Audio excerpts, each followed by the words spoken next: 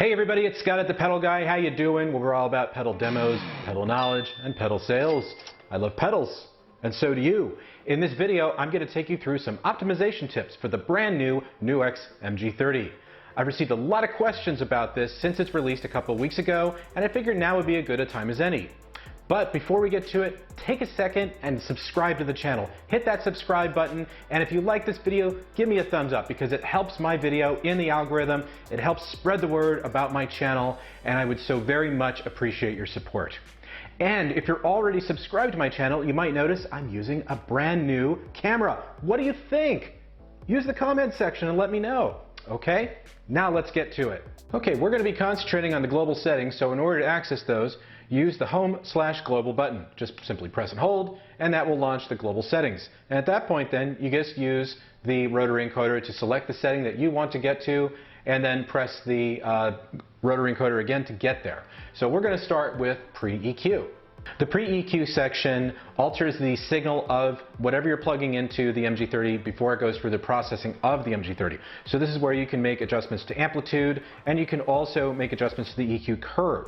You just simply use the encoders here below to make those adjustments, and once you're done, you hit the save button here and it will save those to the preset. Now the other thing that's a little trick here is that you can use the final encoder here on the far right, press it, and it will create a reset for you. Okay, the next thing we're going to look at is the output mode. So to access this, just simply go to your home button, use the rotary encoder to go over to output mode, press it, and now that will get you into the output mode window.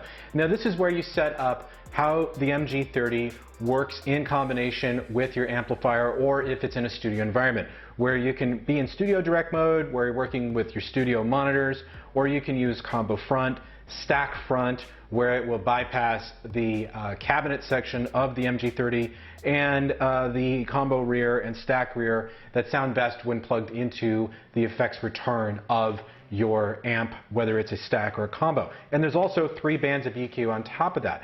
Now I'm going to be doing a much more in-depth video on how this works, but we will get to that soon. But the next thing we're going to do is we're going to go to the expression pedal setup. Now the independent with patch function here is really cool because when you've got this turned on, if you have the expression pedal engaged on a patch and then you go to another patch, it will stay turned on. So that can be very useful. But the thing you also need to do here is you absolutely need to calibrate this. So you want to use the control foot switch, press that, and simply follow the directions. So you can see it says set the pedal to its minimum, and then press control. Set the pedal to its maximum, and then hit the control. And then what you want to do is set the pressure that it's going to take in order to activate the expression pedal. Now ideally you'd want to use this with your foot, but I'm going to use my hand, and then I'm going to hit the control foot switch, and it saves the data, and now that's saved into the global settings. So let's go back to the global settings window again and move on to the next section. Now there's an update coming very soon to address USB routing, so I'm going to glaze over that for right now and just say that it will be addressed in a future video after the firmware is released. Let's go to display though. So when I select display, this enables me to change how I'd like the display to be shown here on the Mg30, either a large number or a large name. I can have a boot up picture that's my user customization if I want, and I can also change the brightness too, which really works well depending on how your setup is going. So if you're on a darkened stage, you can max it out if you want to. And once you're done, just hit the save button, and that'll take you back to the front. I'm going to go back to global settings, and now we're going to move on to para follow. Let's take a look at what para follow does, because by default it's set to off. So I go back out to my preset, I go over to the delay effect that's in this preset, and I make an adjustment to the level parameter. If I go to another delay, like say the pan delay, and then I go back, you can see that the level parameter is back to its nominal level the way it was before I made any adjustments to it. However, if I go into my global settings and go to para follow and turn it on, and then hit the save button to save that global setting, go back to that parameter again. Okay, I'm going to go back over to that delay. I'm going to make an adjustment to the level parameter, and now I'm going to change the delay again. I'm going to go back to pan delay and then back to the duo time, and you can now see that the level is right where I left it.